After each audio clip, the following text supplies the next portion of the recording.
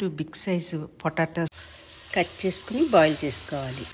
Potatoes boil అయ్యి stove off చేసుకుందాం. 1 onion తీసుకుని ఇలా కట్ చేసుకోవాలి. 1 చిల్లీ పీసెస్గా కట్ చేసుకోవాలి. కర్రీ లీవ్స్ కూడా కట్ చేసుకోవాలి. స్టవ్ మీద బాణీ పెట్టుకుని ఆయిల్ వేసుకోవాలి.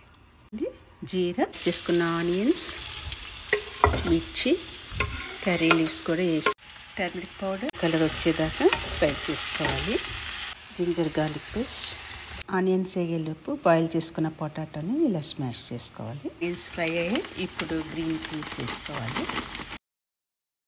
1 స్పూన్ కొరియాండర్ పౌడర్, కొద్దిగా garam masala, 1 spoon red chilli powder, salt for taste. ఒకసారి అంతా వేపుకోవాలి. 2 మినిట్స్ వేగిన తర్వాత స్మాష్ చేసి పెట్టుకున్న పొటాటో వేసుకుని దాని నుండి సిమ్ పెట్టుకుని ఒకసారి అంతా కలుపుకొని ఒకసారి కలిపిన తర్వాత పైన కొరియాండర్ లీవ్స్ వేసుకోవాలి. ఒకసారి అంతా కలుపుకొని స్టవ్ ఆఫ్ చేసుకున్నాం. 5 మినిట్స్ అయింది. పఫ్ షీట్లు తెచ్చుకొని